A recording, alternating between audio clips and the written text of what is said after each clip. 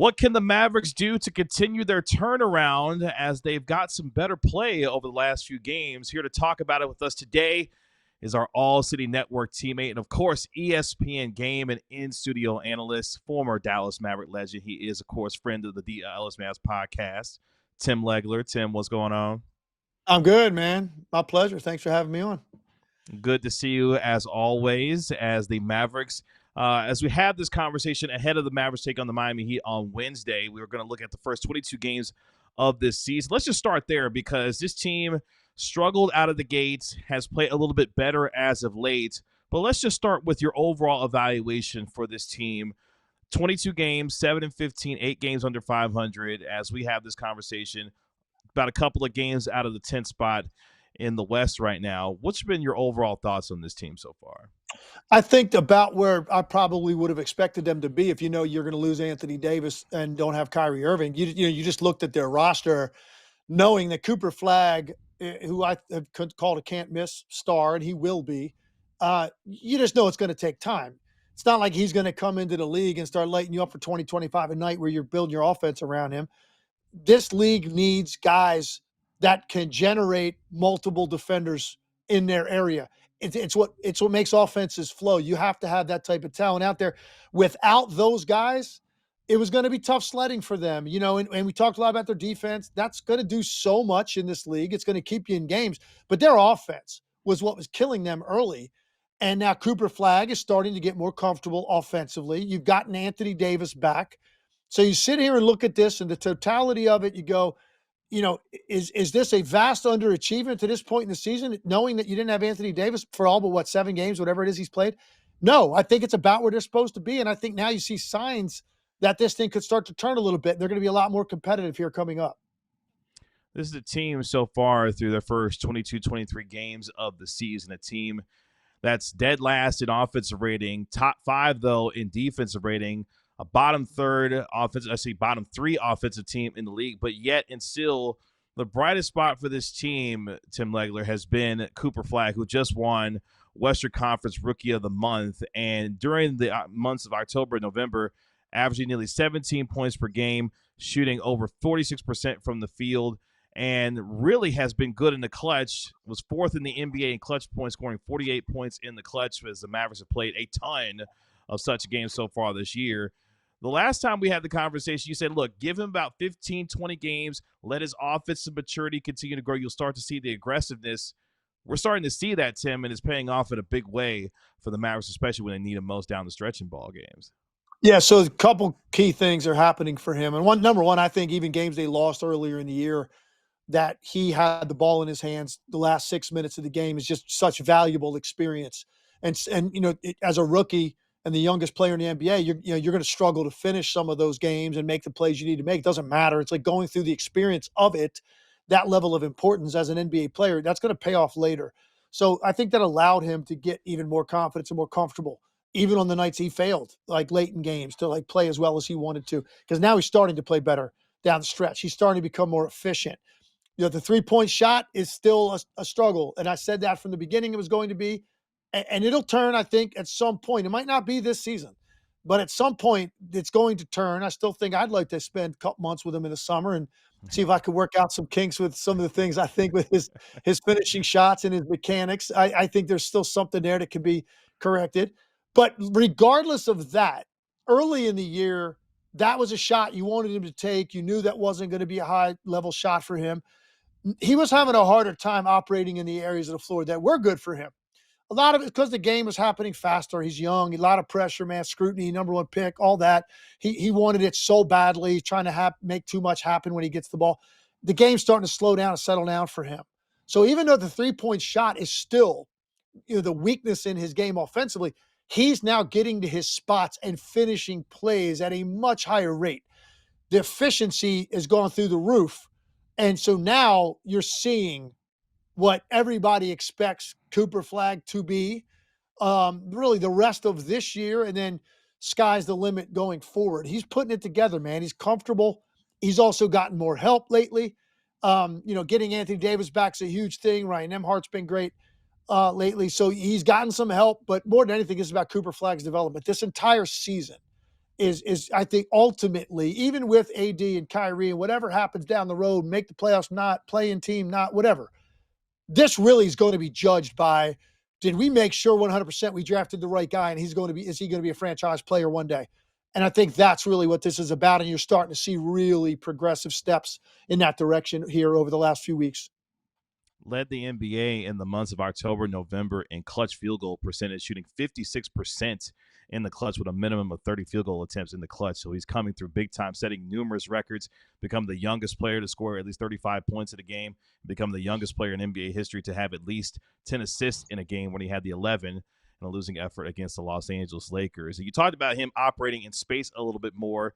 We saw that really come to fruition in a recent game against the Denver Nuggets, where the Mavericks dropped 131 points and went on the road and beat a good Denver Nuggets team. We're starting to see the emergence of another rookie on this team, and Ryan Nembhard, the undrafted guard out of Gonzaga, who went for 28 points, 10 assists, and no turnovers, becoming the first undrafted rookie to put up such a stat line in the history of this league. Has started the last few games for the Mavericks. What have you noticed about his game and his ability to organize his team offensively, and what he's done to continue to help the Mavericks get better, a little bit better on that end? Well, the first opportunity I had to see him live was this summer in Vegas, and I absolutely loved him. I just loved his demeanor. He thinks the game and processes the game like more of like an older school point guard. The way that he sees the floor and wants to make guys better, and he's constantly thinking about the next reaction defensively that'll lead to something good for somebody else, but can score if given the opportunity. And that's really what has opened people's eyes here. The last 2 out of the last 3 games, he's lit it up. And people are kind of like, oh, I thought he was more like, that backup guy that wants to come in and facilitate and guard the ball pretty well and then get off the floor to get the starter back in. You don't view guys like that typically as having the type of outburst that he's had here a couple times, including the game that he played against Denver. So that now is showing people that, hey, I can do that too. But meanwhile, I am the guy that people want to play with because I know how to make the game easier for other people. And he thinks the game that way. I loved watching that. It was obvious his instincts for that when I saw him in Vegas. And now you wonder, like, looking at their rotation, looking at who was slotted in for this team, you're saying, well, where are those minutes even going to come from on this team?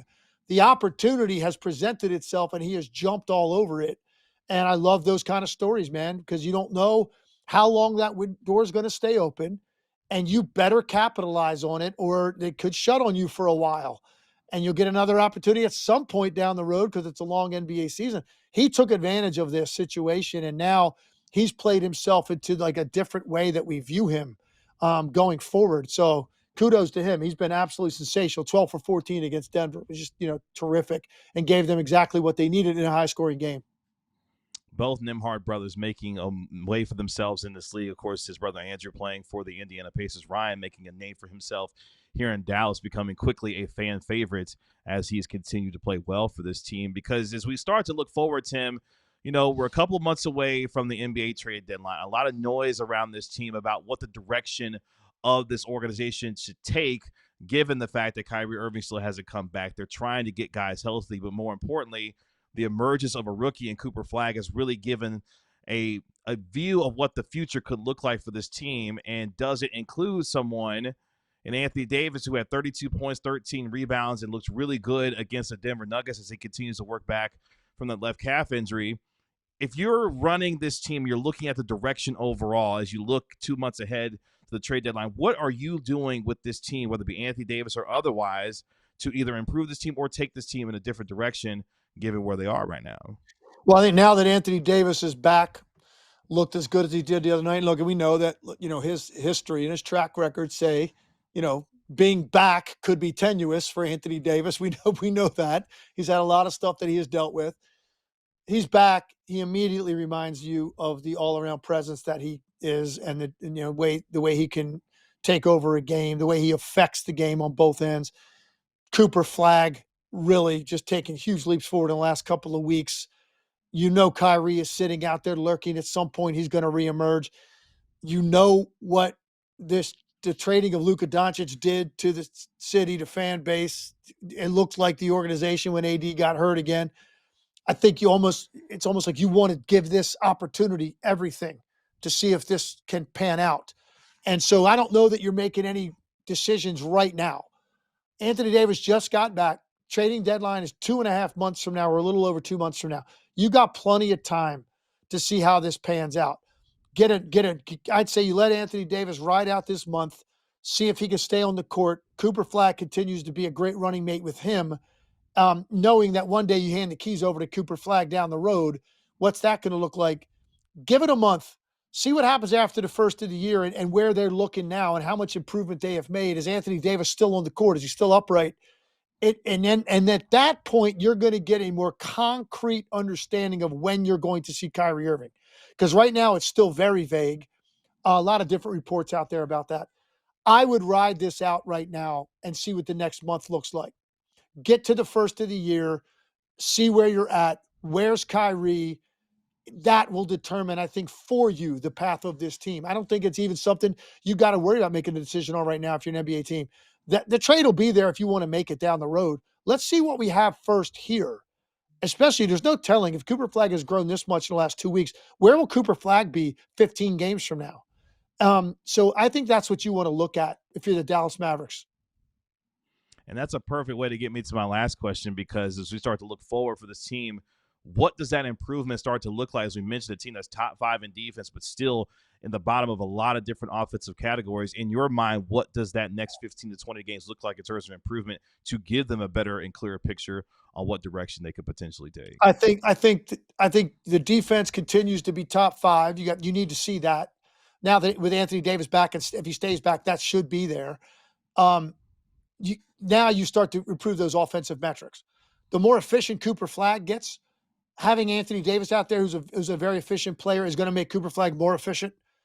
You're going to see those offensive metrics start to have an uptick where now you're looking at it and saying, okay, we are now a viable team. Every night we have a chance to compete. Now, the schedule this month, it's going to tell you a lot, particularly this next stretch of games.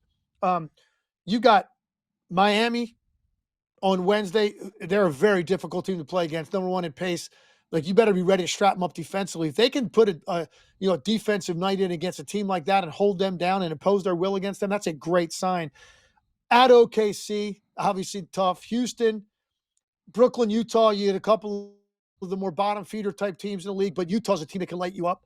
Then Detroit, Philly, Denver, Golden State, the rest of the month, and then a road trip at the end of the month. So to me, the totality of what the next month represents, if you can keep all your guys healthy, it's going to give you a much better idea of where you kind of sit in the Western Conference. And more importantly, like you said, you need to see those offensive metrics now start to climb the ladder in the league and not be, a bottom feeding team offensively. You're going to see those numbers start to come up, combining it with top 5 defense and winning games that you couldn't have won earlier in the year. Well, if nothing else, the rookie sensation Cooper Flagg has provided a lot of hope around here about what the future could look like. Can this team in the present begin to turn things around that much more to give fans confidence that this is a direction they could be headed in? We'll see over the next month or so what that looks like. Tim, it's always good to talk to you, my guy. Good to see you as always. Hope you had a safe and happy holiday, and look forward to our next conversation here on the DLS Same Fans you, Kevin, podcast. and we'll talk to you soon, I'm sure. Sounds good.